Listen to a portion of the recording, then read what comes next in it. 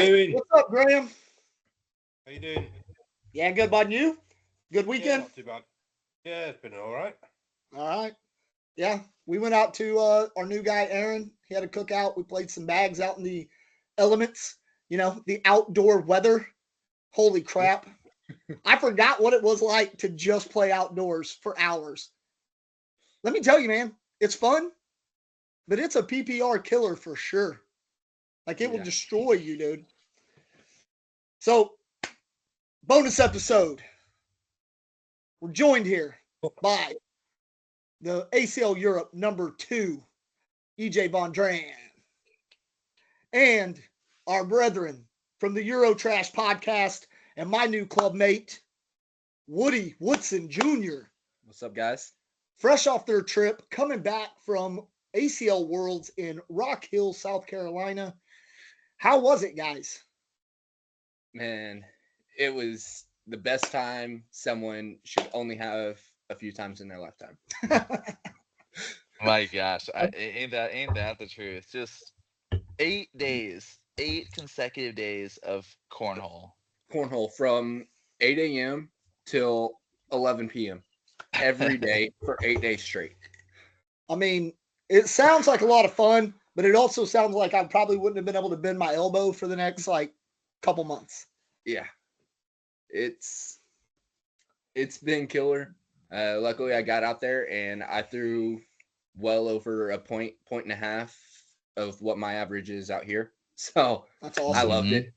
I loved it. That's awesome. Got to team up with this guy, EJ, out there for the U.S. Forces events. Yeah, that's So- really cool too. I wish I could have got in on that, man. I didn't know that was kind of a thing until it was too late, because I would have definitely loved to have came out and tried to play with you guys on that international invitational. I think that'd have been a lot of fun. Oh yeah. It would have fulfilled the dream of mine that you guys got to fulfill. And we are going to get into this and how awesome it is to play, not on just a broadcast, but the broadcast. Oh yeah. ESPN, worldwide sports entertainment, dude. Just crazy. Mhm. And we all stayed up over here. Well, any of us that give a shit, we all stayed up. I was up late as shit watching y'all just kick people's asses, dude. I was so tired the next day, but I was like, don't care, man. My 2 buddies were on ESPN. What's up? Heck yeah. No, it was awesome, man. So you being from Chicago, EJ, I mean, you're used to disappointment in sports. Like, how was it actually getting to fulfill what has to be a lifelong dream, dude? You grew up an athlete, right? Yeah, no, you ain't kidding. It was, yeah. So I mean, yeah. I think my childhood dream was playing center field for the Chicago Cubs on ESPN, right? So, that didn't happen, as you clearly No. see. But Although they could probably use you.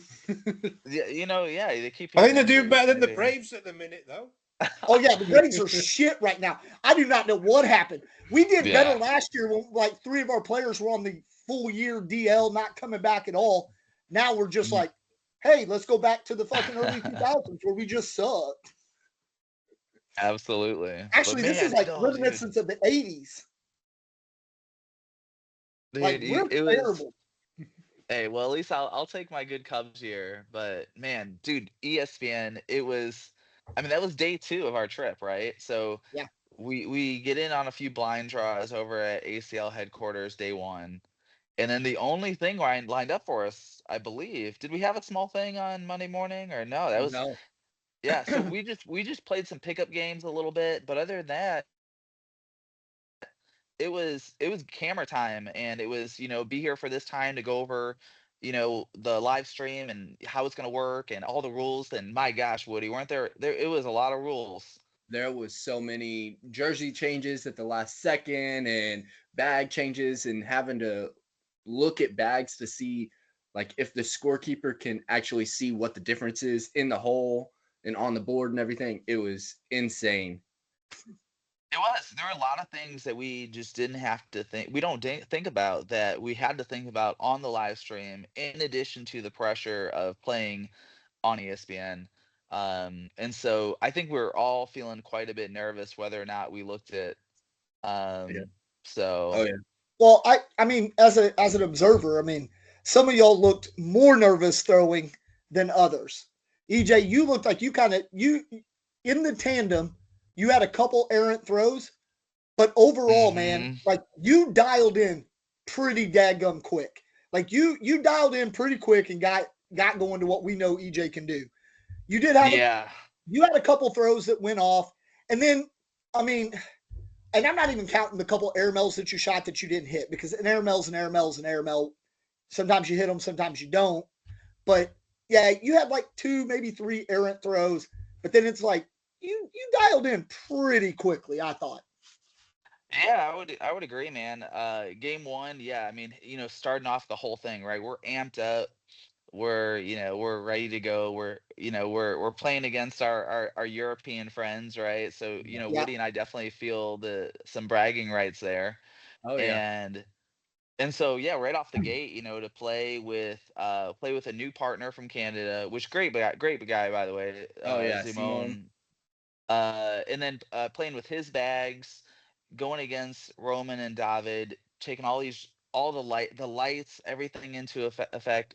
Looking back on that game, I didn't look nervous. Like if you looked at me from the outside, but inside I sure was. And you definitely could tell by a few of my throws. I kind of rushed a few throws. The tandem thing's always kind of weird, right? You're stepping into it, you've got so much time. But you're absolutely right. I would completely agree with it. I started to get into a little bit of a rhythm in the tandem, and then it picked up sliding into that singles match with Loris. And I'm happy I didn't look a fool, and I'm extra happy that I won both those games. Yeah. Oh yeah. No, for I sure, bud. Hey, Roman may be number one right now, but I'm 2-0 on ESPN broadcasts, and I'm just That's saying, fact. I think Hey he's man, the other way I, around. I'll tell you right now, if I'm playing a match and I go live for our fucking podcast, I shit the bed, dude. Like immediately as soon as that camera starts rolling, I'm like, cool. I don't even know where the hole is right now. Yeah, Oh, yeah, or Josh, maybe not even the camera, maybe just starting bracket play. yeah. That too. That too.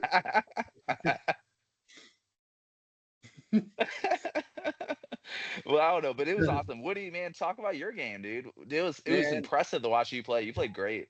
The most impressive part about Woody was he channeled his inner, like, I'm just hype man. Oh yeah. I Dude, loved it. he was. He I loved was. every. So It didn't matter, and I love it because obviously Trey's Trey, and Trey just nah, nah, nah, nah, nah, nah, nah, nah. Like sometimes you understand what he's saying, sometimes you don't. Mhm. And I love he's like trying to talk about things that are happening, and all you can hear is Woody in the background going, "Shot yours if you want it. Shot yours. Just roll it. It's open right now. Backside. Let's go." And I'm like, yeah, so getting to step in to play with 3 different Canadians in the Crew Cup. They all 3 of them combined spoke less English than Josh does. So they spoke a lot more French and or maybe Graham. maybe Graham. Yeah. But between these 2 guys, they spoke a lot about the same amount of English as them too. So they spoke all French. So trying to translate that while playing in the game, I just wanted to be the hype guy and make sure that they were comfortable with what they were doing and try not to fall down and embarrass Team Canada, North America, whatever we want to say. So, but yeah, I mean, I threw really well. I'm happy I missed 2 air mails, but those are the only 2 shots that I really missed that I can consider that I should have rethought about throwing. Yeah. Hey, man, that's the beauty. That's the beauty of when you play the Crew Cup, man. You win as a team, you lose as a team. Mm-hmm. So you still won. Oh yeah, that's the W is what matters. And then going ahead and putting us up 3-0 Mm-hmm. to secure the win, and then the rest of it is just let's have a good time. But the craziest thing about that was the mic'd up. You have a wire running through your shirt and a battery pack on your back, and that is the first time I've ever done that while throwing cornhole bags. Right. Probably for most of us that were out there on ESPN, and it was so much fun knowing that mic was going to pick up everything I said. So, hey, let's go out and have a great time while we're doing it. For sure. And we didn't even mention the shot clock. You got a shot clock staring you yeah. right in the face. Which, There's the by the shot way, clock right here on the left. you have plenty of time to throw it, but it's just in your head. You just see it. How long's the And so shot that clock? 15 I think it's seconds. 15 seconds. So you got So plenty of Dennis time. Cotter would not make it. Yeah, he would. He actually would. He would make it. Barely. He would make it. But yeah. So you've got time, but it's just another thing to think about. And then you've got you've got an official there, so the line judge, which even though I'm not one to step over the line, that's just another thought. You don't grab the bags, they count them up. You have to wait to grab the bags. They give you a thumbs up, then you grab them. So just I can see, a lot of times in Europe we see folks play really well, and then like you said, they hit the live stream, and then it's like, oh wow, like this is intimidating. People are watching. Yeah. I would say, we've gotten used to that in Europe, and then this took it to a whole nother level, being in this valley of an entertainment stage Yeah. where the seats are, up, and you're in a pit. Yeah. And Stadium it's seating and stuff. Yeah, Yeah. you're in a Yep. basketball court with the stadium seating all around you. And it's real close. The lights are just bam right on you. But super cool, man. Like definitely intimidating. You got comfortable once you got comfortable, but it takes a moment. And as you can see, we came out ahead. North America, bittersweet, but 5-0. We 5-0. clean sweep. Yeah. I will say, Roman, I think it really got to Roman. He seemed to have struggled, and I thought Katarina kind of struggled a bit. I think she was like, and it's funny because you mentioned the shot clock, and I felt like her and I can't think of his name for doubles or on Dean? the crew cup side. Tony or Goran? No. Tony, Marco, Goran. Who was on her side of Goran. Magorovic? Yeah, Goran. Yeah. So both of them two looked like they're looking at that clock and like, oh, I got to hurry up and throw. Because it looked like both of them sometimes just really rushed their shot, which I've played against Katarina a number of times. Obviously, we all travel Europe together and we all see each other play all the time. I've never seen her rush through shots like that. Yeah. Like it felt like like that pressure, not like under pressure because of lights and stuff like that, which I'm sure it still was, but that shot clock, like, ooh, I've got to hurry up and throw this back. Mm-hmm. Yeah, I mean, and you saw that even you mentioned in my first game, like I kind of did that as well. I rushed my shots. I definitely rushed that airmail. I remember I should have took a lot more time on that, and so that didn't look good. And yeah, it's just a good reminder to take your time, and that win for all of us. It's easy to feel the pressure. It's easy to be the one on the other side of the screen too, being like, oh man. And then once you're in it, it's a whole nother story. I will say to their credit, man, we had 8 days of playing, and we'll talk. I'm sure we'll talk about this on this, but man, we've got highlights from everybody. Everyone had several good games while they were there, several good days, and so that was really cool to see. That's awesome. Yeah, trust me, I'm not criticizing and I'm not passing judgment. It's funny that you had mentioned the shot clock because then I felt like a couple of their shots they really just kind of rushed. But yeah, I mean, you're right. I did. I said you had a couple of errant shots, and a lot of that I felt is looking at it, being the observer. It did. It looked like you kind of got up there. You didn't take the normal EJ methodical approach to it. You were For like, sure. I'm going to shoot from the hip and let's fucking gunsling this. Yeah, I would agree, man. But again, if nuts and butts were coconuts, y'all still got 5-0 wins. So who cares? 5-0. And I mean, like you said, the chance to be on ESPN, what a just at the end of the day, I think we looked competitive. We looked like we knew what we were doing. I don't think anyone's play in our broadcast completely blew anybody out of the water. Like, you know what I mean? Like, oh my gosh, this guy's gonna play Jamie Graham tomorrow. But it looked like we knew what we were doing. It looked like we could hold our own. And and ultimately it was a lot of fun. Yeah. Oh yeah. No, man. And trust me, guys, when we say this, we were all out here super proud of you guys. Y'all represented well, and we were all super stoked for you guys, man, for sure. For sure. I know. Me and Graham were setting up like messaging back and forth as we're watching it. Late as frick, dude. Christ. Yeah, I know there's I was like, I can't go to bed. I got to keep watching.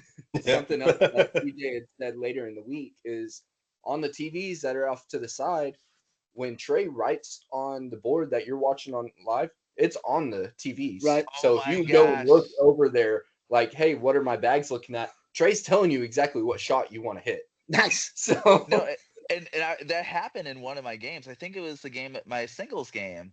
I Yeah, kind it of was against paused for a Wolves. second, and I glanced over to look at the screen, and I was like, "Oh man, there's a screen there." I was like, "Oh, that's nice," and I was like, "Oh man, I don't have to walk over." And then as I'm looking at the screen, I see him draw a little line, and I'm like, "Yeah, that makes sense." And I was like, "Thanks for that, Trey." It was like I had a little coach on the side. I was like, "Appreciate you, Nice. buddy." I think I owe him a beer in Croatia because of that, I guess. Yeah, that's awesome. Oh yeah. All right, so we get through day one of ESPN, and I know that's the highlight, man. That's like it may not be the highlight, but it is the highlight because that's like I don't know if the Europeans understand it as much as us Americans do, and how badass it is to be on ESPN. But so moving on after that, man, we wake up Tuesday. What do we got Tuesday? Is that the armed forces? Let me pull it up. I'm gonna pull it up right now. So Tuesday was our busiest day. So we started off with the minor league teams event. Yeah. So let me pause for a second and just give a huge thanks to Todd over at Yeah. ACL. That Akasiki. dude, oh my gosh, he set us up just impressively. Like from getting us from the airport to setting up our hotels to like setting up all these events, taking care of, just it was amazing. Like we couldn't express how thankful we were for him. I'm gonna see that guy in Denmark later on next weekend actually, and Yeah, I'm really excited to buy him a few drinks and once again just express our thanks because Oh I yeah. mean even he got us into events that I didn't even know like I don't even like the minor league event. We didn't play in the minor league teams event across the year, Yeah. but they had a consolidation bracket, and so they were like, "Hey, well, we'll make you guys a team, and you'll go off and face against these other ACL pros and ACL elite players." And it just gives us another chance to play. that's awesome. And Todd's a that was good super dude, cool. man. I've gotten to meet him a few times when he's come over. Matter of fact, when they did the around the ACL and they did the preview for ACL Europe, man, he gave me a shout out because of my glasses and stuff. Like Todd's just a good dude and he remembers things. I took my daughter to Croatia last year and Todd was like super nice to her and like hooking her up with stuff. Like he is, man. I can't say enough good things about Todd. He's just such a good dude. Oh yeah. So it did when Woody and you guys had said that like he hooked y'all up and did all these things. It was it didn't come as a surprise to me because I've met the guy. So I was like, yeah, no, that checks out because he's a good dude. Yeah. Yeah, dude, it Unfortunately, was cool. he left Tuesday after the Stevie Awards on Monday night. That we actually got to sit in on and watch that too. But he left Tuesday afternoon, and but after him leaving, Athena and Kat, both the main ACL directors out at Worlds this year, both great people, great point of contacts that helped us through everything. If we had any hiccups or anything, they were there knocking it out of the park. It was And that the ACL team was amazing. Oh gosh, I think I wrote down a list of them. I mean, it was Anthony over with the USA Forces. We yeah, had the official. Oh my gosh, I wrote Michael, down his Michael. Michael, Yeah, yeah, that dude. Stacy, man, Stacy Stacy was Moore, yep, so he was every time he saw us. They set us up with awesome seats every time he saw us, he was like, "Hey, let me get you a drink. How you guys enjoying yourselves?" Like, you could tell he really appreciated us making the trip over the pond and being a part of, the ACL Worlds event, and it was awesome. It definitely felt like we were like VIP for the week. It was really cool. That's awesome. No, that's awesome. oh yeah, So the minor So leagues game, yeah, how did the yeah, minor league teams come about? So obviously we know the ACL pro teams, and Yep. the Colonels winning it all. oh yeah, But Actually, it And was then I not the thought you Colonels got winning. that guy's jersey, right? I Yeah. did give it. Yeah, I did. The Colonels did not win it. I just Oh, no, that it was They the got Coasters. second. the Yeah. It was the Coasters. Coasters, wasn't it? Yeah. Carolina Coasters. Sorry. But yeah, Matt Guy gives me his game used jersey from the night before and signs it for me. I'm like, dude, what a guy. Yeah, Got to that's throw with awesome. him and watch all his airmails go into the hole and watch all my airmails not go into the hole. Yeah, Um, sounds legit. yeah, dude, that guy was, man, the focus, pretty cool. I can talk about him for days, but minor league event, what we had 3 different teams set up. Yeah. So we had it was one team for all of the Europeans. We got roped in with the Europeans. Yeah, but It was that three makes sense. three doubles teams that played against the other team. Who'd we play against? in So that who were the first The- round? teams? First, we were let's the talk Bur- about we who were were playing y'all with seeing. we were playing against the Bury Baggers minor league team, the Texas Yep. Bury Baggers. The College Station Berry Baggers minor league team. Okay. Yep. So we played against them. Our doubles setups, we had a couple guys running late and some other people that had to go to another event that Mhm. started at 10 o'clock, and this one started at 9. So we had me and Roman for one of the doubles. We had EJ and who'd you play with? Tony, right? Tony Yep. Stefanich. Yeah. And then Stefanich. Stefanich. Yeah. And then who was the third one? Third partner up for us. I think it was D. No, it wasn't D. It was David and Goran, maybe. Yeah, Yeah. that makes sense. That makes Yeah. So it's those 3 doubles up, and we went 1 and 2 out of the 3 games. EJ is the one that won that one. Hey, EJ and, and and, Tony. and that was, I mean, I played well, but Tony, man, that dude Oh, threw yeah. almost like a 10 in that game. Yeah. Nice.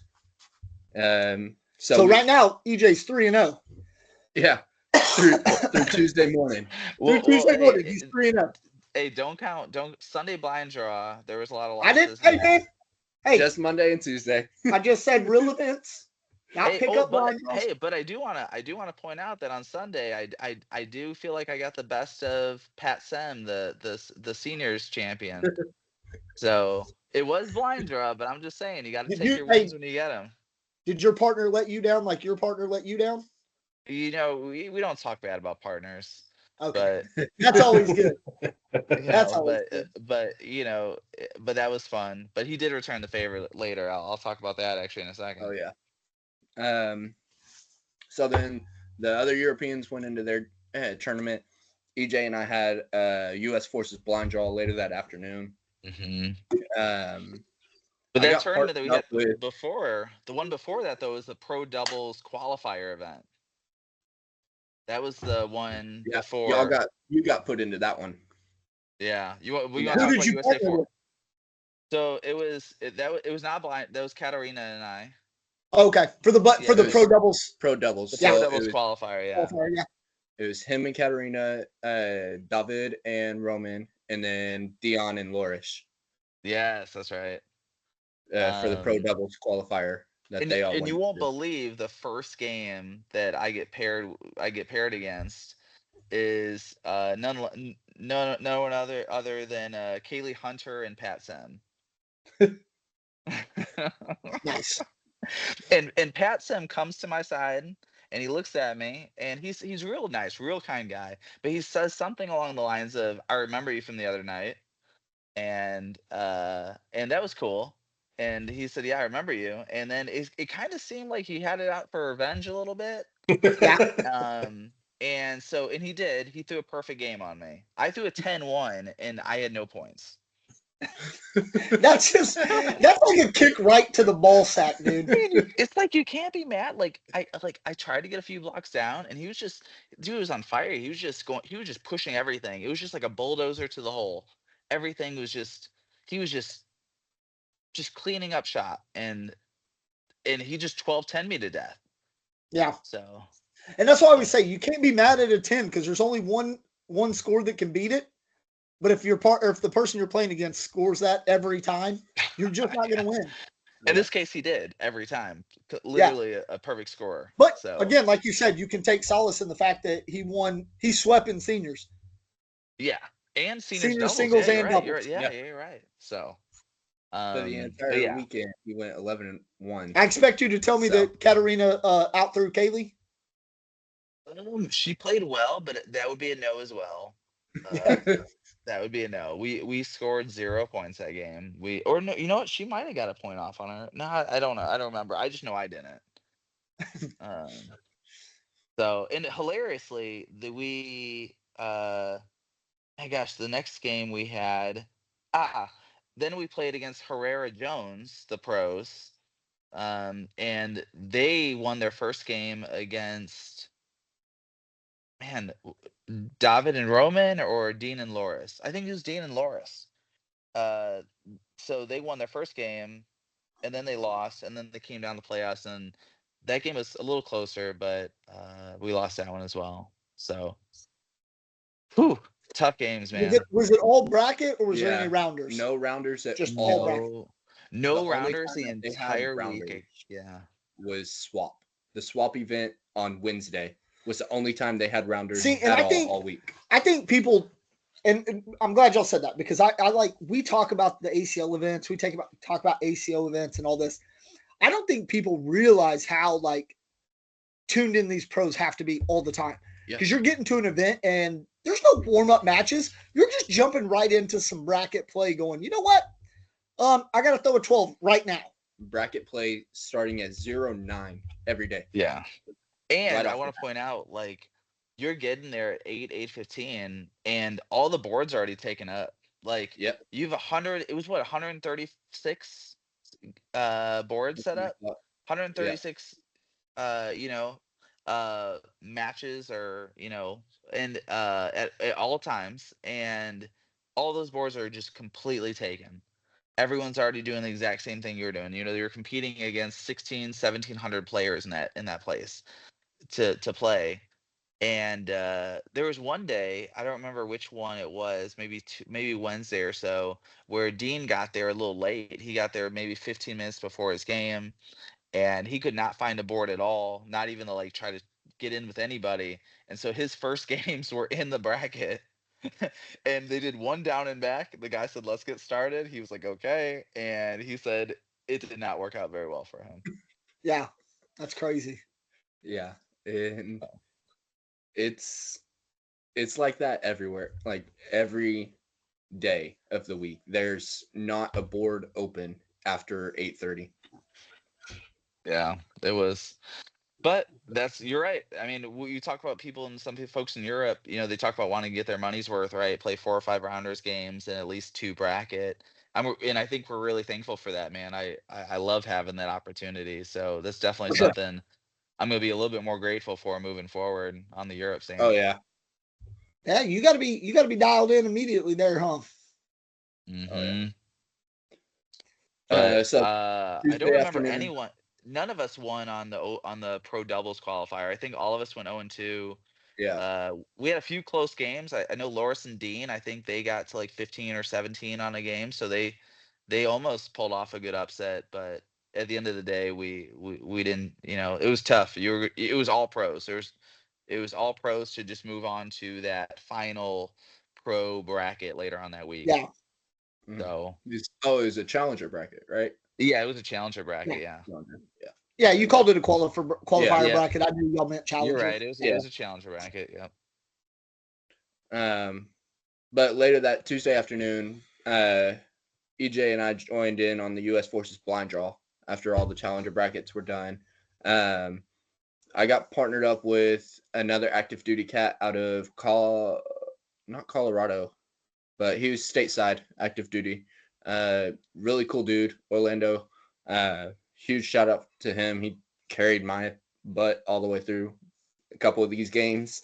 That's not like you. But you usually carry KT. That's true. Love you, At KT. least against y'all too. But yeah, so him and I went 1-2, 2-2, something like that, and then got knocked out. But How'd Blind Jaw go for you, EJ? I paired up with Clayton Wilson. Cool guy. I think he said that was his first event as well. Um, the first game we played, I think we did horribly. But then after that, then we went on a little bit of a streak. We won a few games before losing again.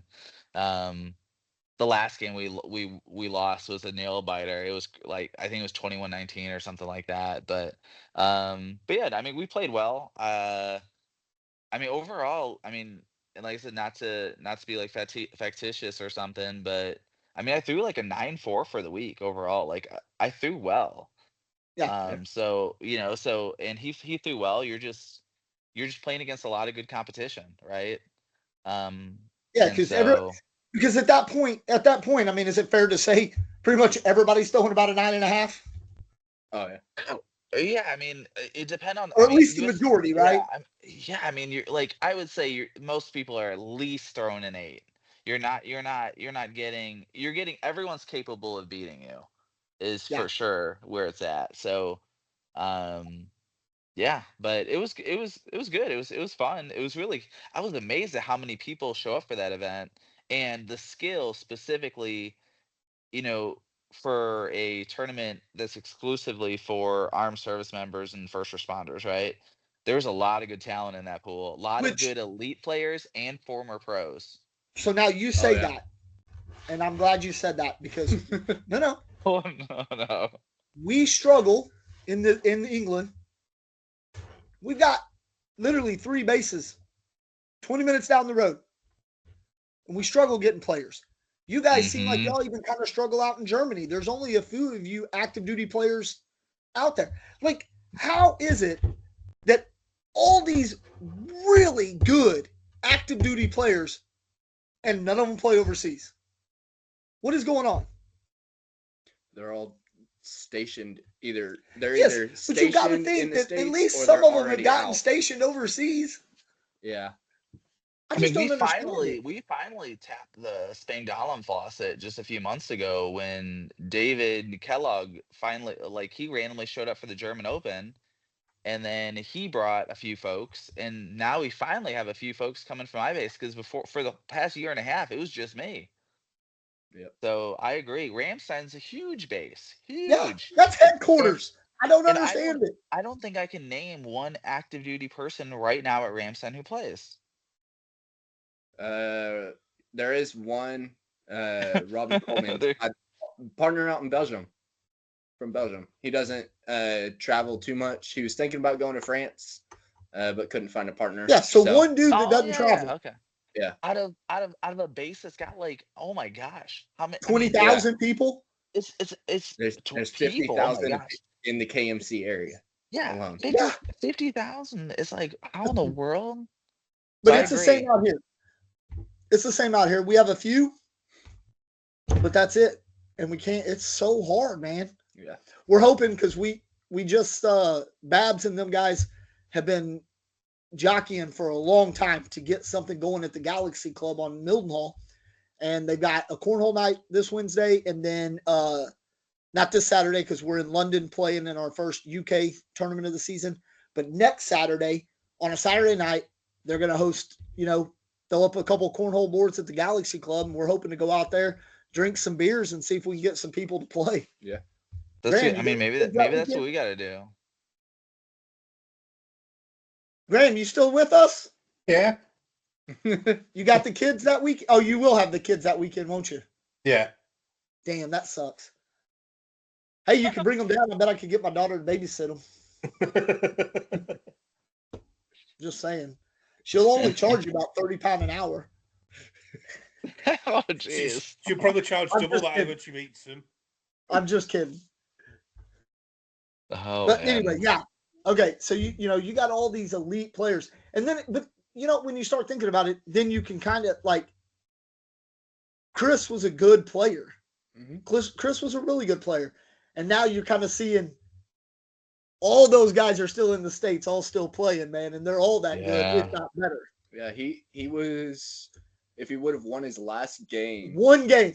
One game away. One from a game. pro qualifier top 100 player. Yeah, not just making pro, but also top 100 pro. So, Yeah. but like I love that because I wish he would have made it, man.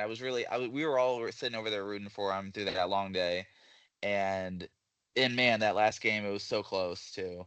But I think it also gave me a lot of hope, right? Like, okay, you know what I mean?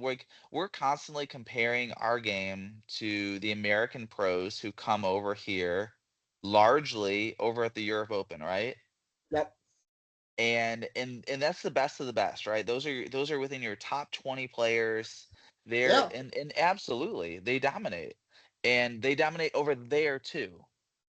And but I want to point out that, like, once you get past the initial kind of stage fright of playing some of these pros, what do you tend to see? You tend to see that we can hang with a decent amount of elites with those pros. We didn't get the opportunity to also be in the pro qualifier. There was a little bit of there, that was unfortunate, but we get it. But seeing Chris make it that far and seeing some of the play, I think I don't think we're far. And once again, I'm watching, but I think Roman, I think David, I think Dean, I think Loris, I think myself, I think Katarina. I think we would have won some games and made some movement in that We're not qualifier. we're not as far off as everybody still thinks we are. I don't think so. And especially now that they've expanded that pro field to hundreds, instead of it being just 100, which was the plan earlier this year. I think a lot of us are going to feel a lot more legitimate having that pro card, right? Will we be a top 100 pro? Maybe not if we compare it to US. But But you think about will we be compared in the top 500 for US pros? Absolutely. I for definitely sure. feel like a But you lot of us think would fall within that. but I look back. I mean, obviously, we recap every ACL Europe Open, and I've been to what 5 already this year. Look, like we go watch. I talk to you on a regular basis, EJ. I mean, like we follow. We're like even if I'm not there, I'm following what you two are doing. I'm always looking. But you talk about don't take anything away from you guys. As hell no, because you talk about Chris was one game away from being in the top 100, not just pro, top 100. How Mm-hmm. many times you beat him this year? How many times did Roman beat him this year? Like, Mm-hmm. so it's to me where you talk about it being refreshing and knowing that we're not as far off as we all thought we were or could be because we only had watching and watching to compare rather than playing and playing. Um, you're not as far off, and you think like I could go out there and win some matches because I beat this dude, and he was Mm-hmm. close to being top 100. Yeah. We're not, it's a matter of given the opportunity and that whole anyone can win. Anybody can play, anybody can win. That's Yeah. like a real thing. And I mean, I'm gonna. I know we're going in chronological order, but just let me recap some of the close games we had. Right. So, like I said, Roman and myself, we were throwing mid to high nines most of the week. Like we were throwing really good cornhole, and that was awesome to see.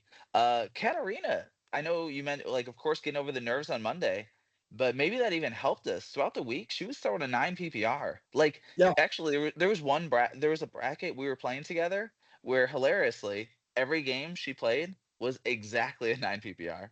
Not under, not over. It was 9, 9, 9. It was hey, like it was incredible consistency, right? Um, I'll take you nines. know, I almost beat Jawan Smith. He's a pro. Roman had a really close game against Chris Kingsbury. Yeah. Just barely missed out on that one. Dean had the big shot, close loss against Frank Modlin. I mean, just Oh, I saw that shot, and I loved how excited Frank was dude, for right? being in that shot. That Oh, shot yeah. was dope, dude. Yes. That Oh, shot yeah. was so good. Yes. Oh, that Yes. shot And was and good. on the record, yes. Did he follow through with a step over? Absolutely. Could Perfect. Frank have could Frank have said, "Hey, you stepped over. Let's talk about that and let's negate that shot." Yeah, he could. But I also want to commend Frank. Frank is like one of the nicest people I've ever Yep. met in my life. He was sitting back there rooting for him to make the shot even before he shot it. You saw him sitting over there like, oh, Yep. he's gonna go for it. When I he made it, I he talked to cheered. I talked to Frank when we were all in Paris, man, 2 years ago, and him and his wife, literally two of the nicest people I've ever met in my whole life. 46 years old, two of the nicest people I've met bar none, by far in my whole life. So it was no surprise. And I think you talk about Frank could have called him out on it, but Yeah. it would be funny because Frank was, damn, he was almost the reason they made the rule because he stepped over. Like, he was the step over, man. But hey, I get it, rules and rules, and I get people Oh, comment on it, 100%. and that's fine. But and that was a close game too. I think it was like 12-10 at the time. It was close.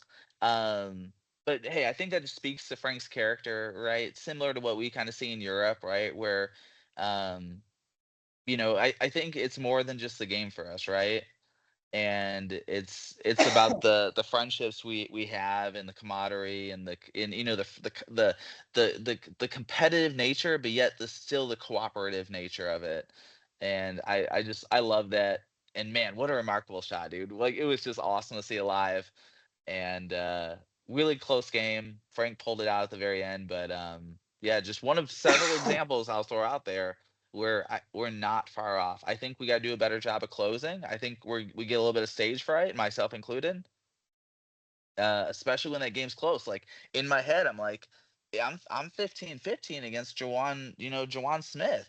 Like, this dude's a pro, like legitimately pro, and he's throwing a great game, and I'm like, I better not mess it up. And then guess what happens? You start thinking like that. You pulled the Josh, didn't you? I pulled the Josh Heiser, right? Yeah. Yeah. Like, oh, good. I've got a lead. I better hurry up and Yeah. give this away.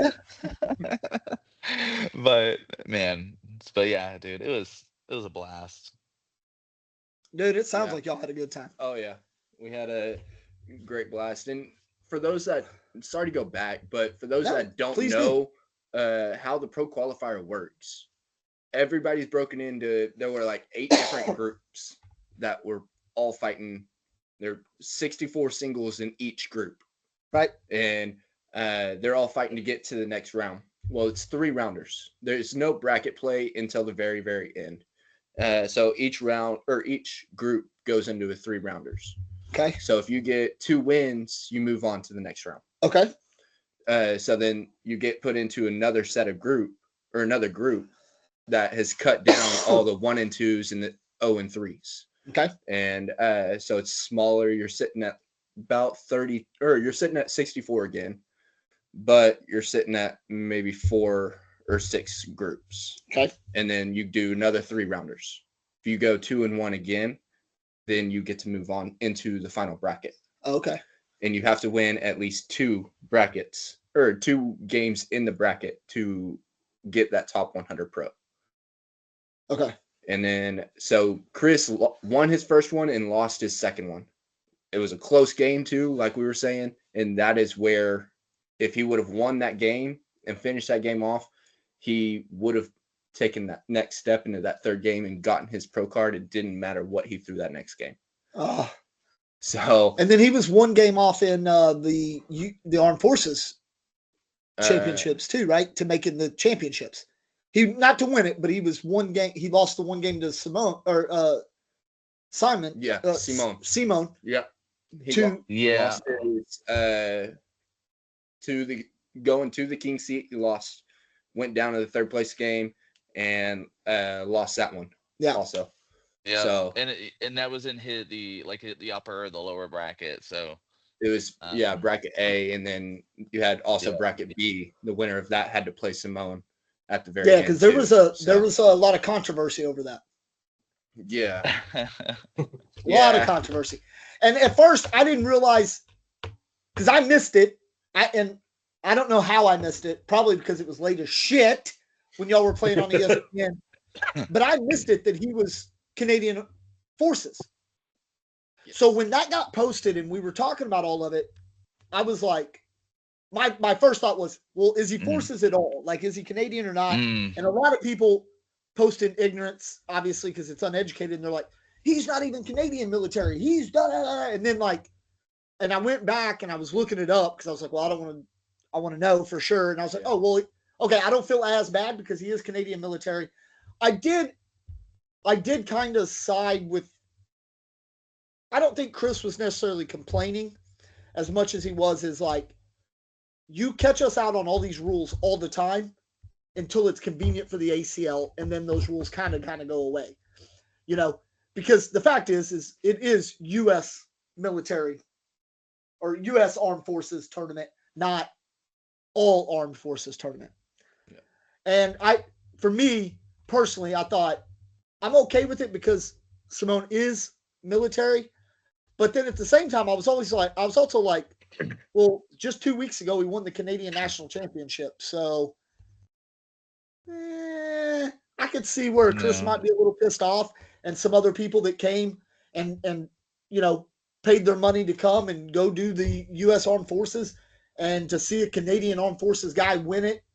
I can see where that's a little bit kind of piss you off a bit, especially one that literally just earned his Canadian Pro title because he beat every other fucking Canadian in Canada. Yeah. So, yeah, I mean, you want me to take it, or you got your thoughts? Go for it. I mean, I hear it. Like I hear it, and I think it's a valid concern. I think the concern I have with it is just when it was brought up, there's nothing you can do about it, right? At that point, what's done is done, right? Like this isn't a Barry Bonds, you know, I'm putting an asterisk around your home run totals, right? You invited him into that tournament. In fact, you know, the ACL director Stacy Moore invited him into that tournament. So, okay, he's in. Right. And of course, like, you know, Simone would do just like I would do. I'm going to play. You invite me into a tournament, I'm playing. And and by the way, and then he played great. Right. Dude is lights out. Great player. Not put it this way, but he also won blind draw, U.S. Forces blind draw the night before. And no one gave a shit. No one gave a shit. Yeah. And they didn't care until after he won singles. I agree. I didn't care that he won. Yeah. I didn't care that he played. All I'm saying is play a little bit of a devil's advocate here. Yeah. I can understand how people might be a little upset about it. Well, so I guess like, you know, one thing that's interesting is, you know, in the rules, I think that's one thing they'll just have to clarify a little bit more, right? The pros is expanding, right? Now you're going to have 500 and some pros, or 600 pros or something, right? How many? 635. 635 pros. Okay, so because all the elite program is going away, so it'll no longer be elite programs. They will be pros, but much like the elites had to do this year, those pros, if they're not already qualified into brackets, they will still have to play challenger brackets. Yeah. They will still have to play in pro events or just go play open. The rules are going to have to change to some degree, right? Because ultimately, you know, I think, you know, they said no pros in USA Forces, but there are prior pros. There's Europe pros. There's, in fact, I think there's only like, is it Chris Kingsbury who's a prior? One of the pros. He was Air Force. So basically it's like, did he play in it? It's like, oh no, he did not. It's like only Chris can't play. That Chris.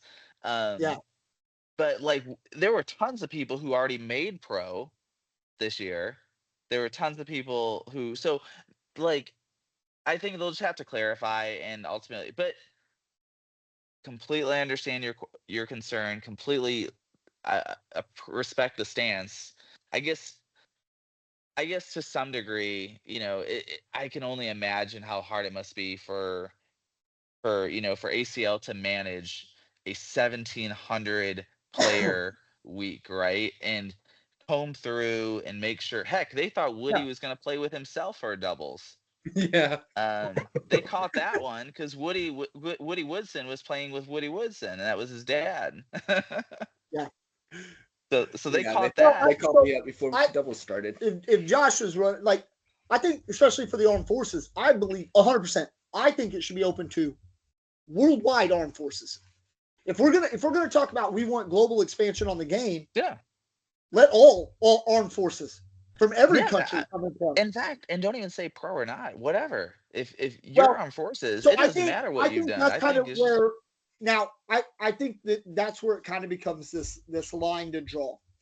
And where I said, we've just talked about how you guys as European pros aren't far off, but you still are far enough off that you playing in the US Armed Forces isn't detrimental. Like, and I only mean, I'm not saying you exclude all 635 ACL pros. That's not what I'm saying.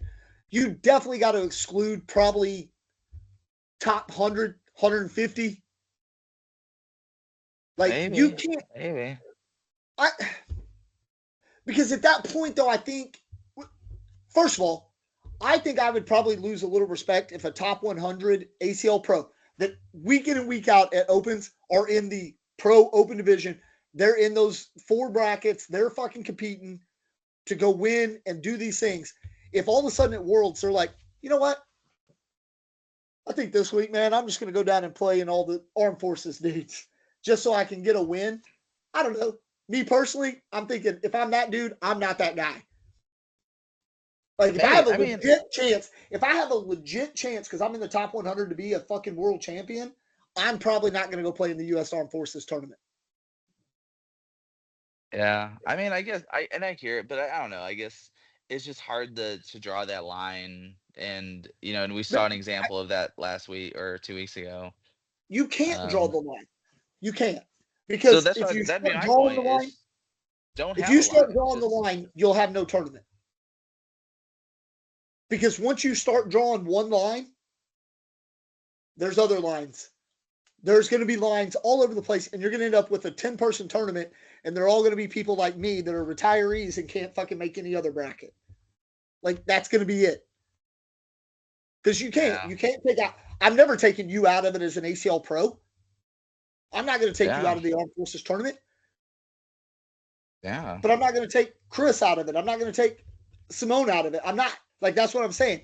Either, if let's call it an Armed Forces tournament, and you're right, everybody gets to play in it that is associated with the Armed Forces, pro or not pro. That's the choice you make. If you don't want to get in it because there's going to be fucking 5 top 100 pros in it, then don't get in it. Yeah. I'm going to get in it. Like, I'm going to go play in it. Like, that's my goal for next year. So I want to go play in it. I might get my ass handed to me. It was a lot of fun. I'm going to get my ass handed to me probably, but I want to go play in it, man, because I wished I would have kind of known about it going into this season, because even if I wasn't like on y'all's like international team, all that, I might have just been like, you know what? Fuck it. I'm going to the States for a week. I'm going to go play. I'm going to go to the States with you guys. Those are the events I'm going to play in, because I would have loved that, man. I think it would have been so much fun. So I'm with you on that aspect, DJ. I'm not saying you got to get rid of people. Like, it is a thing, and I think you can't. You're saying, oh, there's got to be. I just don't think you can draw lines, because if you start drawing lines, then it's going to get real hairy real quick. Yeah. Like, it's going to be messy as shit. Yeah. Because who do you say can, who do you say can't? I think you change the rule to say worldwide armed forces. If you rock up to the tournament and you can show a military ID from your country, retiree, veteran, whatever, you're in. Well, remember, they also expanded to first responders, though. You also have firefighters and policemen. Yeah, I'm good with that too. But you're right. I mean, ultimately, it was. Yeah, I mean, it was an interesting conversation that decided to get some Facebook fuel.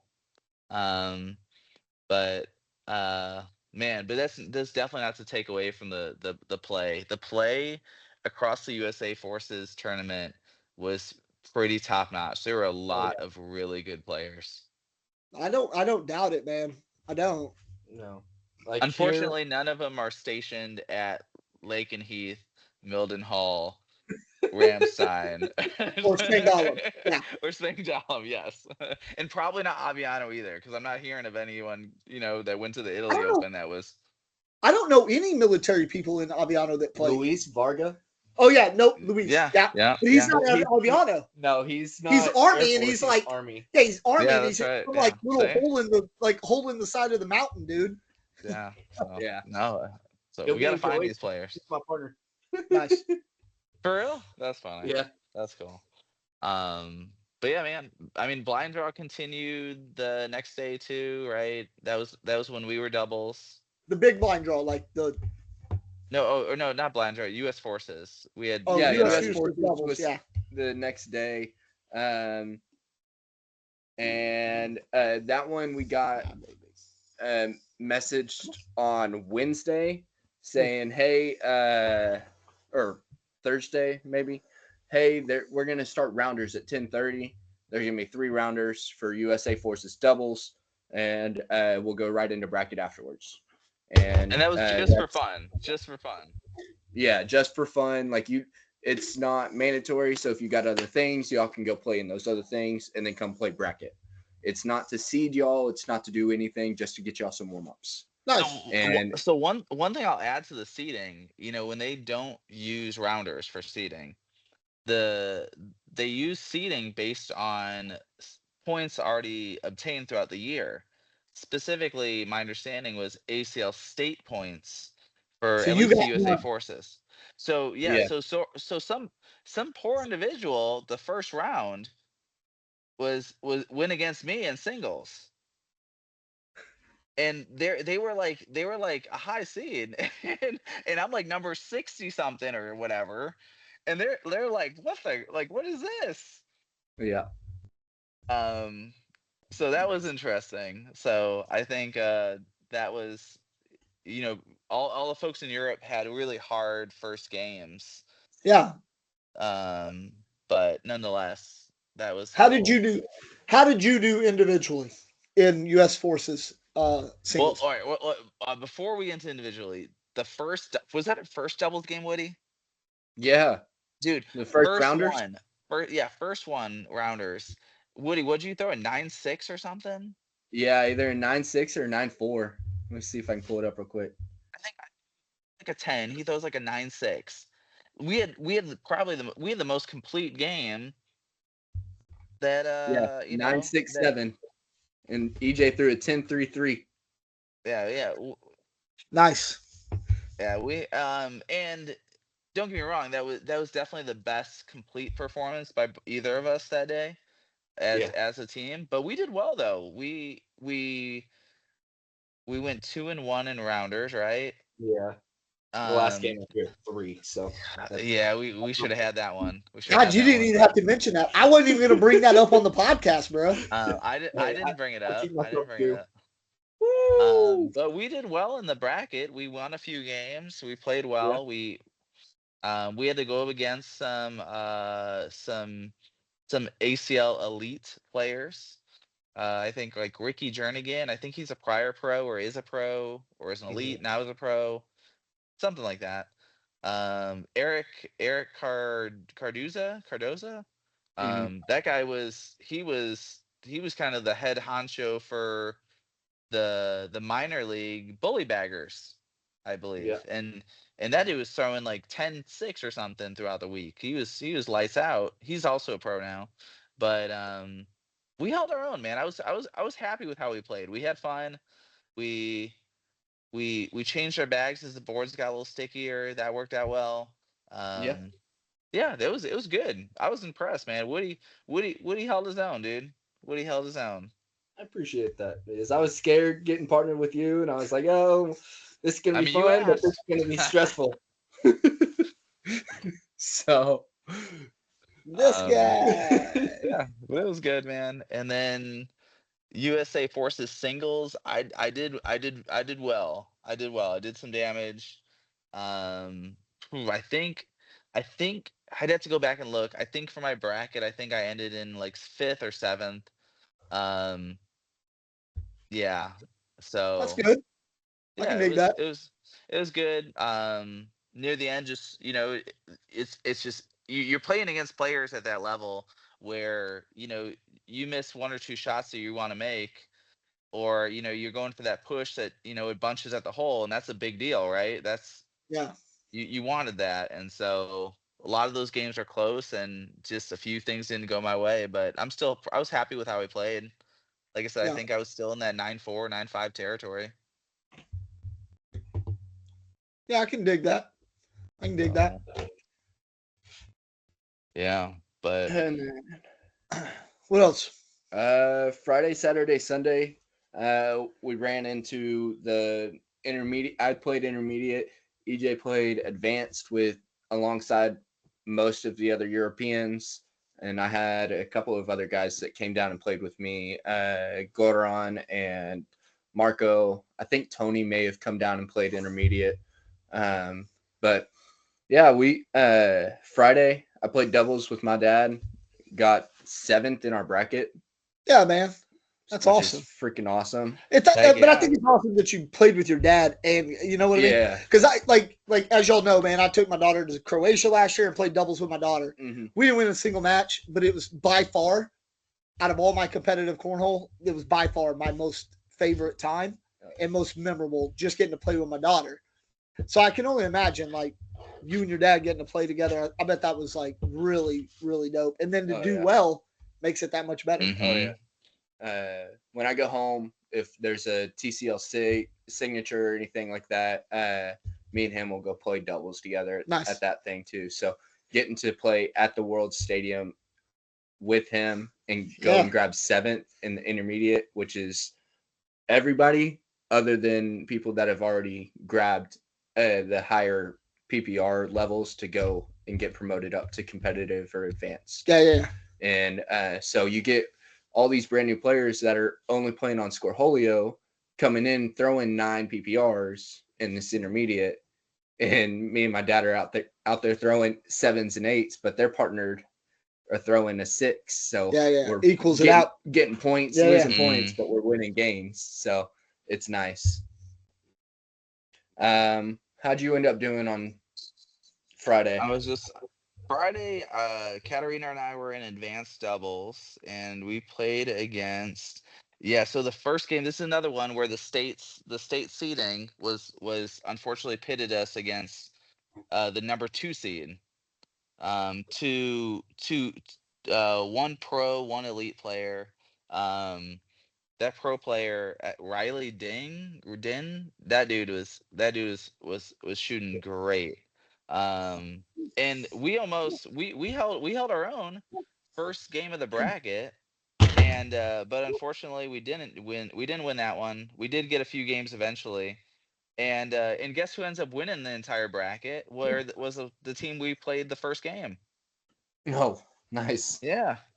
So I mean, so the fact that we nearly took him out that first game, we were pretty close with him. Um, and once again, I mean, Katarina in that bracket, that was the one I told you every game in that bracket she threw a 9, like perfectly a 9. There were some odd PPR things. Woody Woodson threw like a near identical PPR. So Yeah. they had the same name and they had the same PPR. That was weird. Um, then the 9, I threw just a little over a 9. So we played well. Like I said, I can't be disappointed with how we played. We played well. There was just times we just got beat, but we definitely got a few games in there and made a good day of it. That's all that matters. Oh yeah. So, Especially on that stage. Like it's different when you're going to a 2-day tournament, 3-day tournament. Like next weekend we'll be in London for the first UK tournament. Like you have like these high expectations. But when you go to Worlds and you're averaging out throwing a point and a half better than you normally do, Yeah. or you're averaging out throwing 9.5s and 10s, like you're looking at that going, yeah, man, I came, I did not make an ass of myself, and I would do it again. Like, Oh yeah. yeah. Like I said, I felt like we held our own. I did well in the advanced singles the next day as well. Nearly made it to the end of that bracket. I took down two eventual pros on through that one. Um, so yeah, I think I threw like a 9-3 and finished just in time for the VIP dinner on Saturday. So Yeah. We're actually waiting on him. where all the Europeans are standing around his game, like, you gonna win this one and make us late, or are you gonna lose? I would So- love to We're say hungry. I would love I yeah. would love to say I tossed it just for them, but that's not true. I did try to win it. That's fair. But it was cool, man. The whole week we were going to games, we were watching games on the broadcast, we were watching great play. We had great seats. And then leading into Saturday, then we had the VIP dinner where we had the chance to hang out with a lot of cool pros and just have a We got fun to hang out time. with Tony Smith and Mark Richards right after they had just won Nice. the Yeah, I saw doubles some world pictures. championship. Yeah, for sure. So they were not able to drive home. They had Mark's wife drive them home, but it was great time hanging out with them.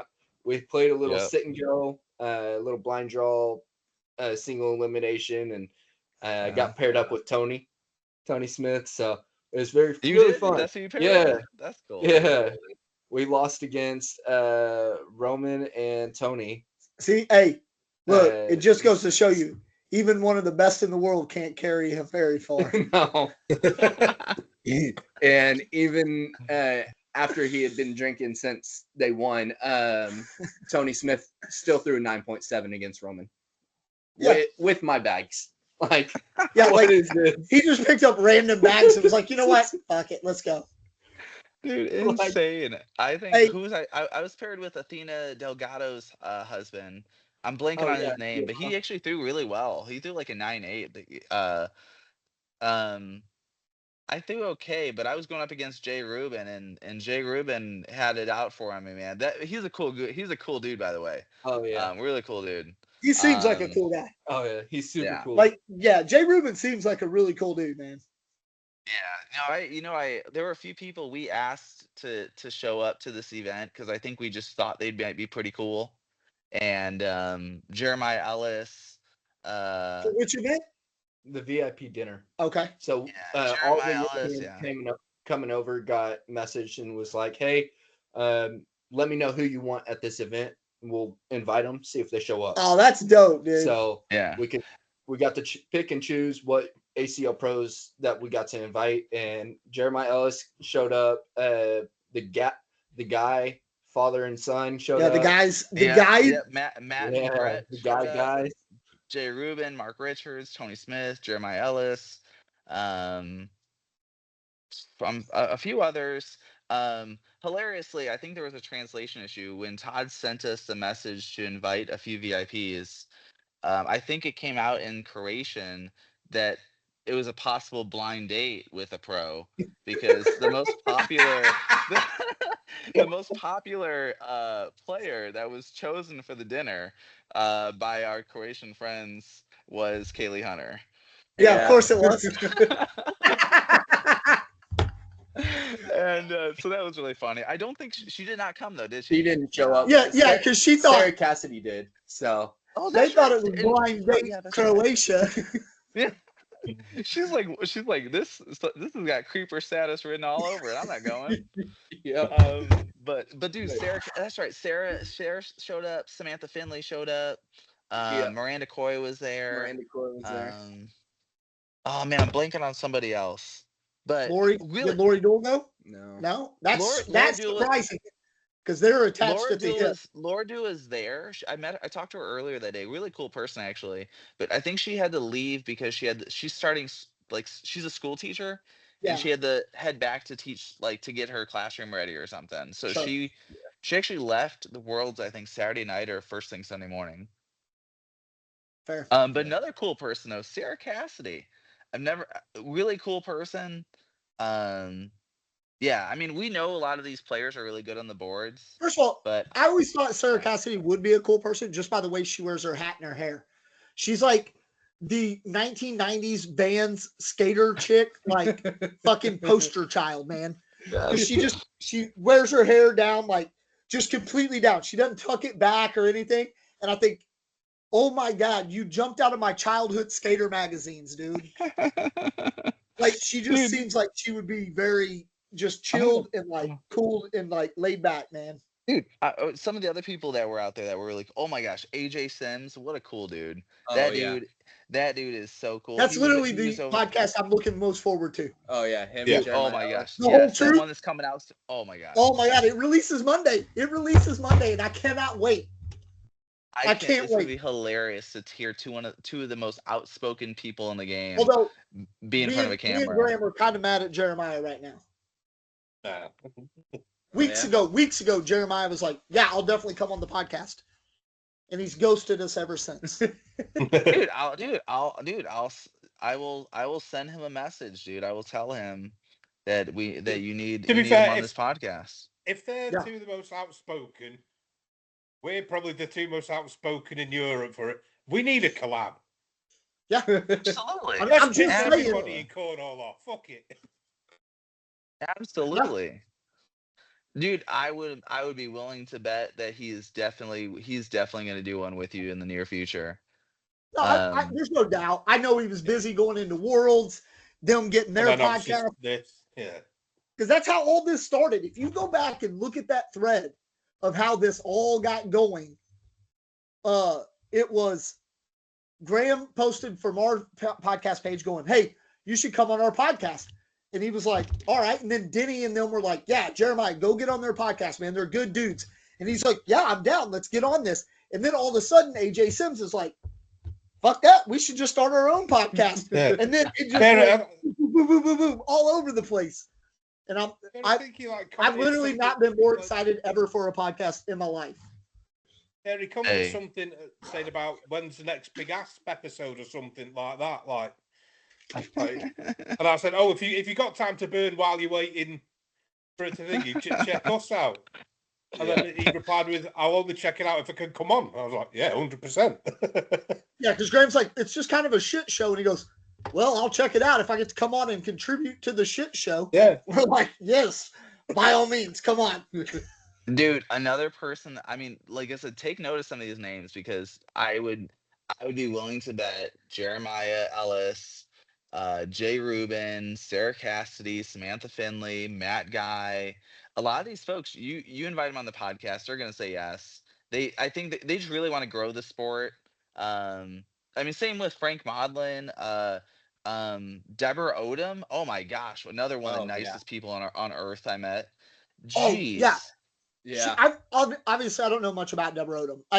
Honestly, I didn't know who she was until I started following her like this season, watching her and thinking, "Oh my god, man, this lady's like badass."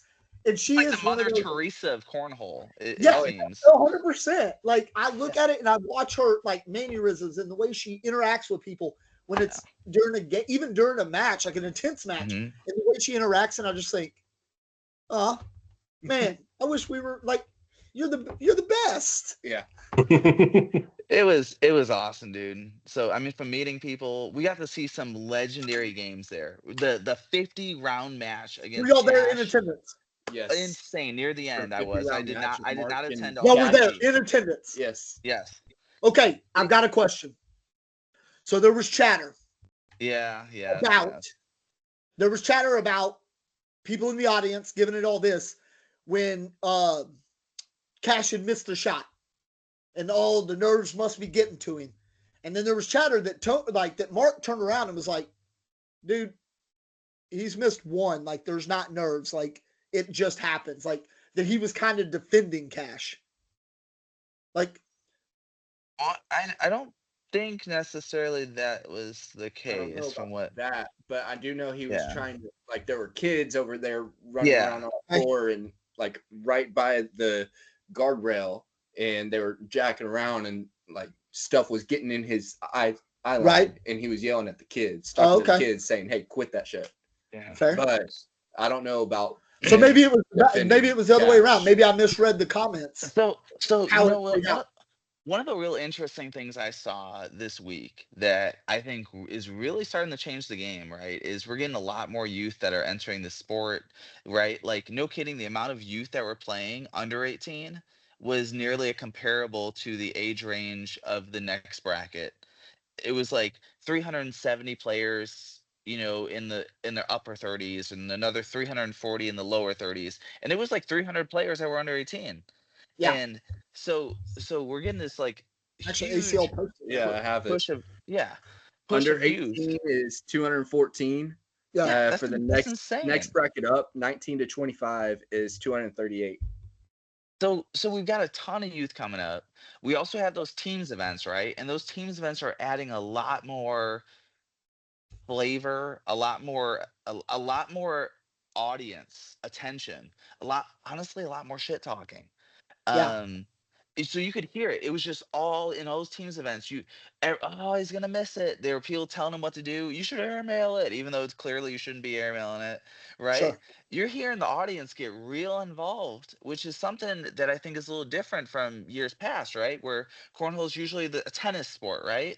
Quiet Yep. down. Now, don't get me wrong. There still seems to be some rules to it. Like right when they're about to throw, you don't say something. It's like you get Sure. this little gap of time That where it's golf okay thing. to. It's that like golf thing, golf right? day. You don't talk in someone's backswing. Yeah, exactly. Like once someone throws, you can do a cheer and then you calm down. Once they throw, you do a little bit cheer, you say something, you calm down, right? Um, but you're getting a lot more shit talking, and you got a 50-round match against Mark Richards, who's amazing, and the boy sensation Cash, who is I mean the dude's the audience is rooting for this kid, right? Like who wouldn't Yeah. root for a 9-year-old kid? I'm rooting Yeah. for Cash in every game because it's just amazing that he's so freaking awesome. And so, absolutely. So the crowd was getting involved. It's a huge game. And so I wasn't over there to hear exactly what was said, but the crowd was being chirpy. Okay. Um So maybe I and misread some comments. and so and I mean ultimately, yeah, maybe did he say something at some kids, but I mean, who are the kids learning it from? They're learning it from us who are yelling it in the audience the day before. Yeah. So it's not on Yeah, the but I mean, kids. you're learning, It's just but they're also learning it from a Jeremiah Ellis, a Jordan right, Power, who exactly. start Yeah, through every match. Yeah. I mean, absolutely. And it's oh yeah, like man, I sat in front of Trey Hunt in front of a Teams event, and by that dude's hilarious. And he had oh man, he was a flavorful commentator for the Colonels across their entire game. Like every time the coasters missed, he was like, I'd be scared now. It was so funny. It don't get me wrong, it was And he awesome to was not hear. doing it quietly. You could hear this across the ESPN area. The entire Oh yeah. Oh yeah. it was hilarious. So it's so yeah, I think the sport is just evolving a little bit, and I think you don't have headphones. You do have a little bit of music in the main broadcast that kind of tunes out a little bit of what you're hearing, which that's interesting. You don't hear that on the TV, but you do hear music when you're under there.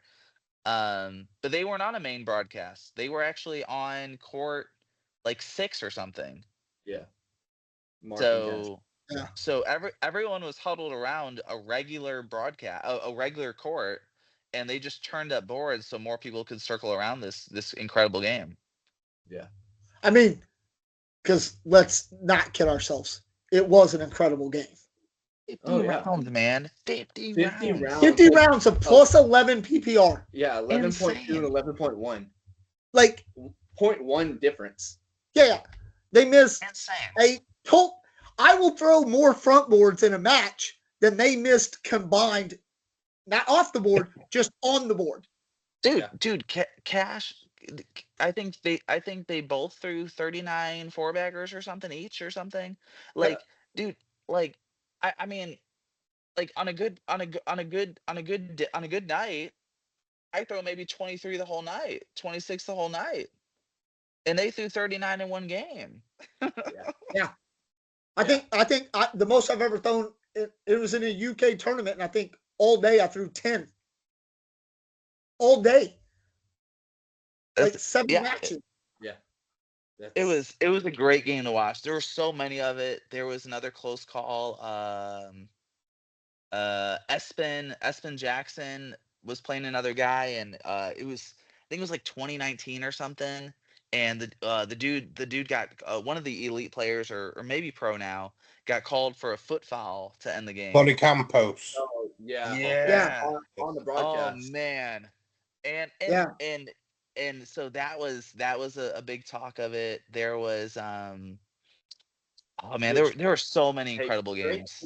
sportsmanship to Espen, because Espen said, "Leave it alone, let him throw it." Like He let did. the bag count, because he wanted to keep going. He wanted to actually beat him Yeah, fair and because square. Espen is such a good kid. Oh yeah, Yeah. Like he seems like just a But really it doesn't good work kid. that way. When you're on Yeah. a main When you're broadcast, on you a- have a ref right there, an official.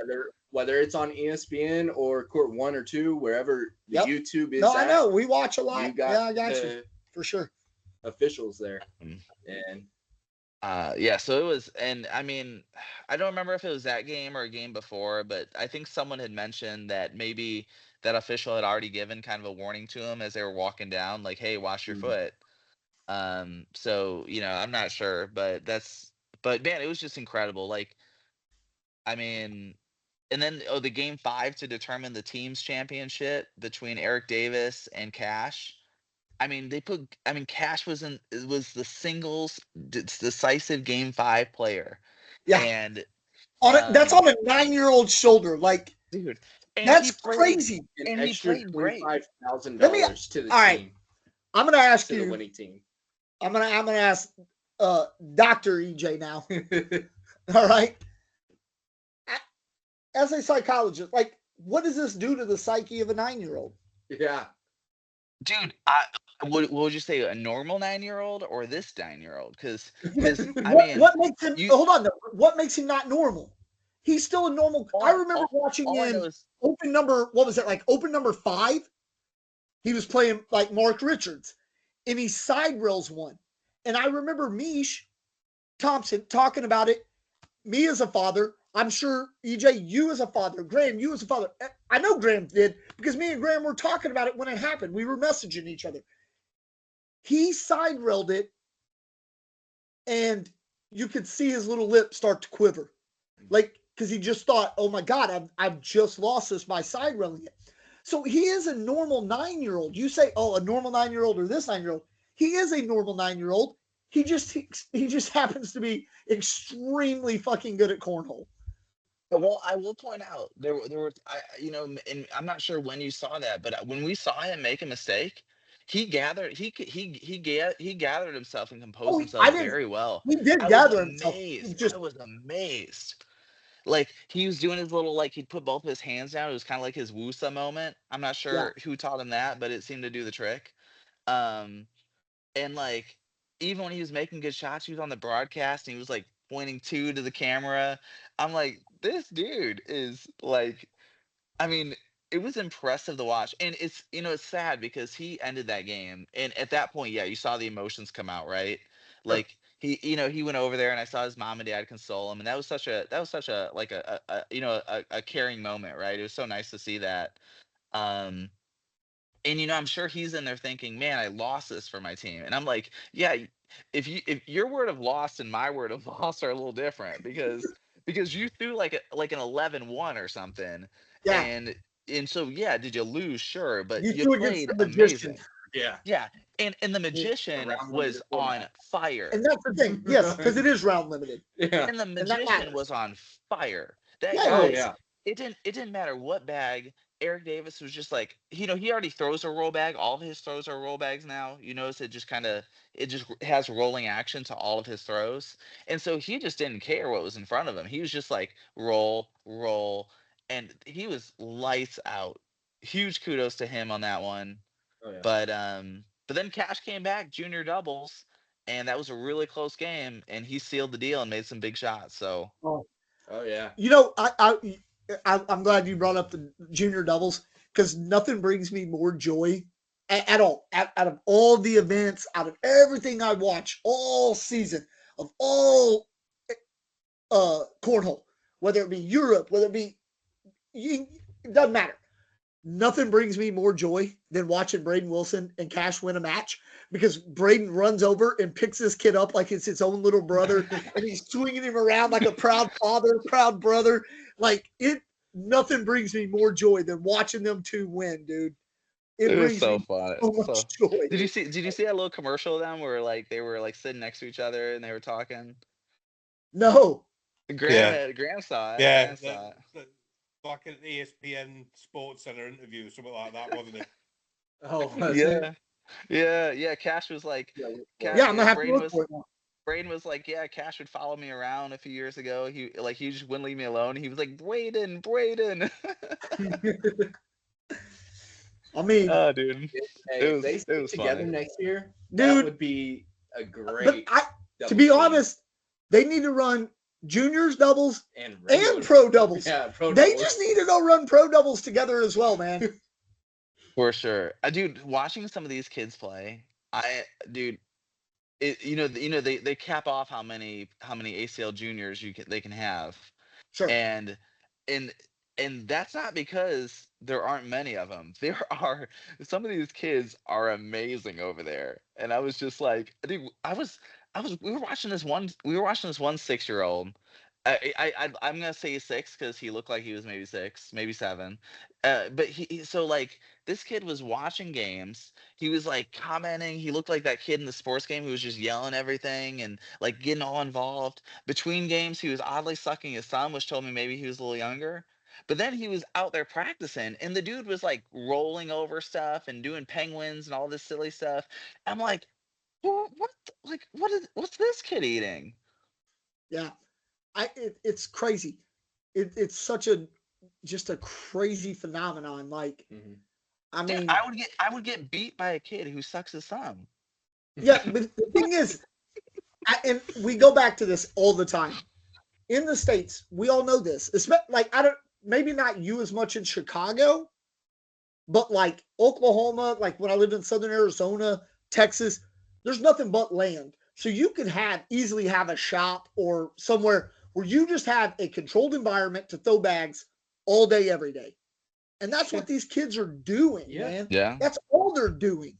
Yeah. I mean, do you not? Just a couple years ago, viral videos with Cash throwing in his in their front room or whatever it was, like just throwing bags like halfway down because he wasn't, fuck, he wasn't even tall as the board. Like it's just crazy, and it's like if all you had to concentrate on, if you didn't have to do any other work or any other things, but even then. The guys that do work, if they have an opportunity to be able to throw when they have free time, and we don't get that, and I think that's we've talked about this on the show before. That's what separates us from these guys because I don't have a facility. Fuck, I barely have a facility I can throw at once a week. Yeah. Mm-hmm. Like Graham ain't got a facility at all. So it's one of those things like. I mean, I think it's not just away from the fact that this is all they have to concentrate on. They go to school, they come home, they throw bags. Which some of them are homeschooled, so they don't even go to school. Yeah, they just do their homework and then go throw bags all day. So even this, and I'll say, like, even being in Finland, talking to like Denny Mallon, like his boy Killian is getting good. Had his letter to go play in the junior pro qualifier at Worlds, but of course they were in their European vacation. Yeah. But even we were talking, and it was like the goal right now is to get Killian a scholarship. Yep. Like that's his goal. We grew up going, your goal is to get a scholarship in baseball, basketball, football, a conventional sport. Now for these youth, the goal is, hey man, I can go to college and just play cornhole. Yeah. Yeah. Yeah. Yeah. Yeah. I mean, because what do we know? What do you do in college? You drink beer, skip class, and play cornhole anyway. So if they want to pay me to go do that, yeah, why not? And I mean, we were right there just outside the university limits. Of Winthrop. That's crazy. Started the cornhole collegiate team. Denny even went as far as to say that he wouldn't even be mad if Killian went to frickin' Ohio State. That's how bad he wants to get this kid a scholarship. Because y'all all know he's a Penn State fan. Yeah. Like, this is like sacrilege. Dude, you cannot be an Ohio State. Like, you can't go to Ohio State if you're a Penn State fan. It'd be like Texas and OU. Yep. except we actually win things. Oh snap! There it is. I'm talking about both of us. Oh, okay, yeah. But man, overall, the Oh, week but was just Bill got one this week. awesome. The week was just awesome, man. Like it was a great 8 days of cornhole. Our arms felt like they were gonna fall off by the end of them, but I wouldn't trade it for anything. Yeah. We had the awesome ESPN moment to start us off with a huge bang, and yeah, man. I think I don't know if you can grow much skill in a week, but I think we definitely grew confident, and I hope it translates to us playing better, and I think Europe's on the right track. I think we're doing well. I think is we just need our competition in itself to improve and force us to be more skillful, right? And but there's something to be said for making the bag in the hole, right? Yep. And And EJ, so, you do it really well out here, man. yeah, and I just gotta figure out how to do it when people don't want me to do it. And so yes, I mean, but yeah, so we'll see, man. But man, it was great to meet so many people, the ACL staff, the players, the bag makers from meeting Yeah. Cash's dad Rich, the guy over at Brotherhood Cornhole, Gnarly, Ultra, or Eric Shuren was working the table at Ultra, awesome guy who helped us, sponsor of mine, so shout out there. Zuka had a table, they were great Did he do enough for you that you're going to stick with them next year? No one's had those talks yet. Their season just ended. I just gotta play right now. You know what I mean? Like I just gotta play. Sure. I'm so fortunate to be sponsored by Wickedwood, Ultra, and Zuka. Right? That is like, 100%. and that's three companies who've done great for me. So we'll see, man. We'll see. Yeah, it looked like you guys had a good time. We were all super proud of you and EJ and the rest of the Europeans. Don't take anything away from that. Oh, yeah. But yeah, man, we were excited to see you guys out there and do well. I know you can throw well when you throw well. I also know how you can get in your head just like the rest of us. Yeah. It happens, but it's awesome that you got to play with your dad. It's awesome that you got to hang out with your brother out there. Because, I mean, that dude's really good at cornhole in his own right. Yeah, he doesn't play much anymore, but he's still really good. Yeah. Which is sadly that he doesn't play anymore. He doesn't play any tournaments, but he can still consistently throw an 8 or a 9 PPR through games. Yeah. Well, sometimes that happens. But he's finding his own route. He's 16, so he just started driving. So we'll see how. Yeah, we'll see what it comes to. I mean, he hangs out with some of the best. Oh yeah. So we'll see how it plays out. But I guess that kind of brings us to the end, and it's been a good little bonus episode. Thanks Woody for coming over and coming on the show. Yeah, appreciate it. EJ, I know his disconnected, but thank him for thank him for coming on. As this is a bonus episode, we are going to use this as a guinea pig show to send off to our editor. Hopefully, if you got any pictures with some of these pros and some of these things y'all were doing, I'm going to message EJ again and get him to send us some pictures. So we're going to try to send it off to our editor. We're going to try to splice in some pictures for the YouTube feed of this. Obviously, if you're listening on Spotify, you're not going to be able to see the pictures, but go check it out on YouTube and you'll be able to see some of the pictures. But we're going to try to splice in some of y'all's adventures while y'all were there, if y'all are okay with that. And we're going to use this as like I said, our guinea pig episode to splice in some things. So look for this to drop on probably Wednesday or Thursday. Our editor will need some time, but we'll be back on tomorrow night to, obviously we're recording this on a Sunday. I know y'all are out there listening. We're talking about like y'all can see this live. We're recording on a Sunday. We'll be back on our normal Monday episode. Y'all will know that by then anyway, because it'll still come out on Tuesday. Yeah, you'd have got that one before you get this one. Yeah, you'll get that one before you get this one. So, but it happens because this is moving forward. We're trying to make it more enjoyable for everybody. Shit show. Well, no, it'll still be a shit show, but we're just going to try to make it funner for everybody and put some visuals with some context, because we talk about it and then people are like, oh, I didn't see that.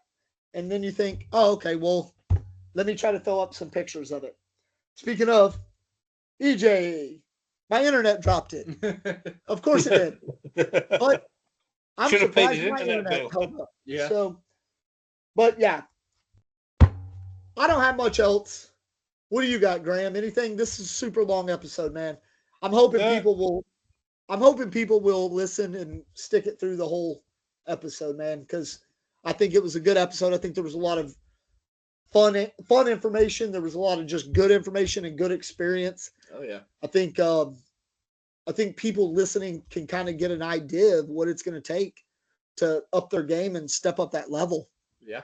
And if y'all ever want to go stateside for any tournaments, reach out to Takasiki. If y'all are over here in Europe or Australia, he is the international rep. So Canada, Australia, Europeans, reach out to Takasiki. He is a great guy. If y'all don't know who he is, find out who he is through the ACL website. Yeah. And he is a really good dude. Message him. Let him know that Woody and Josh sent y'all over there. Yeah, Graham, for sure. And he'll hook y'all up with everything that you need, man. He's been to a number of tournaments. Like I said earlier in the episode, man, he was real good. He treated my daughter like she could have been his daughter. Yeah. Like, he's just a good dude. Number of tournaments he comes out here for. He's coming to Denmark next week. He'll be in Denmark this weekend, and then he's back in Croatia. I think he's coming to Croatia in September. So Team GB, you'll get to meet him. I highly suggest going and just having a conversation with him. Oh yeah. The dude's a super cool dude, and he knows a lot about the sport and what you need to get doing to, level up. Yeah. Yeah. He doesn't normally throw bags, but he can. Yeah, no, he can throw too. He does good thrower too. He's that dude. Like, if you need one number to equal it out, he'll throw. But otherwise, he just runs stuff. Yeah. He's based out of Prescott, Arizona, or Scottsdale. Scottsdale. Yep. They're right there next to each other. Yeah. They're real close. But anyway, Graham, what you got, bud? Anything? Not much, no. You were talkative as ever. Yeah. Just struggle to let you all get a word in. Yeah. I just don't get it. I'm just sitting back enjoying listening to the stories of Worlds. It's like, it's obviously it's all our dream. These two have gone and lived it. It's what we all want. We all want that week of cornhole at Worlds or whatever. Like, that's number one on the bucket list. Worlds. Oh yeah. Number two is Spencer McKenzie's. That looks amazing as well. That one next year. Yeah. Woody said he's going to skip Worlds next year and go to Spencer McKenzie. My bucket list now is to go to Airmail City. Ooh, I want to go hang out with Shamar Moore in Airmail City, dude. That's what I want to do. Yeah, Shamar Moore was. Have you had a You chance guys to got to see meet that? him too, right? Yeah, we got to meet him, got to take some pictures and everything, and super cool dude. He was there for 2 days straight. He came out. What was that? When was the trick shot? Saturday? Or was that Friday? Oh my God, I wanted to talk about the trick shots because I still haven't got to see all of it because they still haven't posted it. Yeah. So trick shots, I didn't get to watch it live because I was out of getting food and everything because I had just gotten knocked out of doubles. But it was super cool. He came out Thursday and Friday because after the trick shot was the cornhole for the cause, which he won. Him and Trey Birchfield. For the second year in a row, wasn't it? Yeah. Which third years. Third year in a row. You're right. Kind of unfair because Shamar plays a little bit. Airmail City's his back garden, dude. Yeah. So when he goes out to play against all these other celebrities, there's not a chance in the world. And then you got Trey Birchfield on the other side, and there's not very many people that are. It happens. I will say one thing. He could play a lot better in these things than what he does, but because he's got Airmail City, he plays off that, and he shoots all these unnecessary airmails. Yeah. He plays for the crowd. For sure.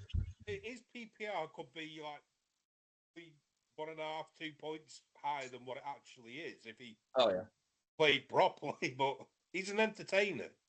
Yeah, for sure. But have you had a chance to see that airmail that he hit yet? I have not. No. Where Trade was calling him off, like they're already like +7 on the round, and there's a bag over the hole. Like that. He's like telling him to just board it, and then he just shoots this airmail, and the place just erupts. Yeah. Well, we'll get our editor to try to find that clip, and we'll splice that in so y'all can get a visual on that as well. But I hate to cut everybody off, and I know that's ironic coming from me because I never shut the fuck up.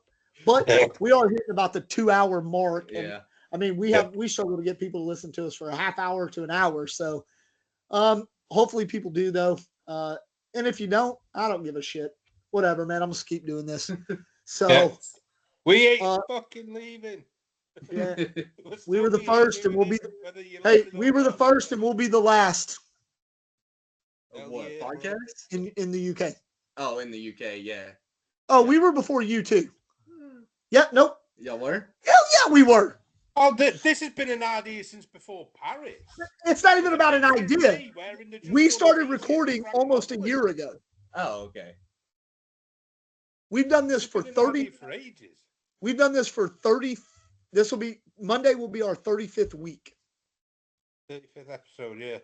Okay. Then and we skipped weeks. But we skipped weeks. So we've probably been doing it for probably 40 weeks and skipped about 5 weeks. Okay.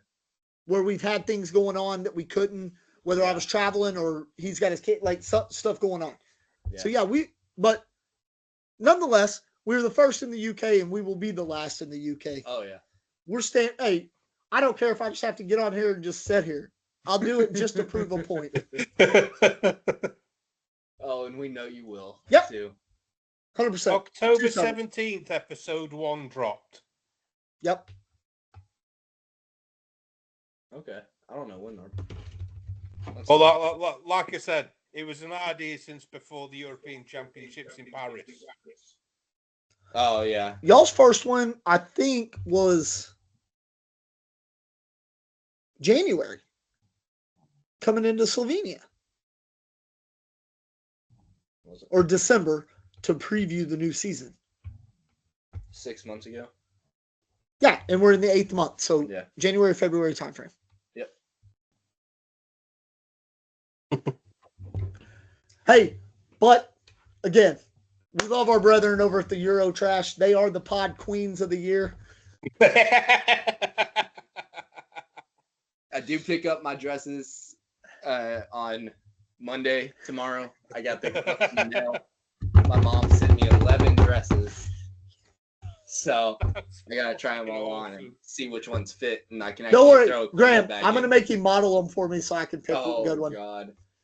All right. How long do we have until Worlds out here? European? A month and a week. Okay, so I might be trying 2 on a week and bring them on Tuesdays. Sorry, a month and 2 weeks. Yeah, so bring them out on Tuesdays. See if I can throw in them. Yeah. Awesome. I'll get pictures. Yeah. All right, man. Let's sign off. We'll be back tomorrow night, of course. Tomorrow night for us. 3 nights before when you get to hear this episode.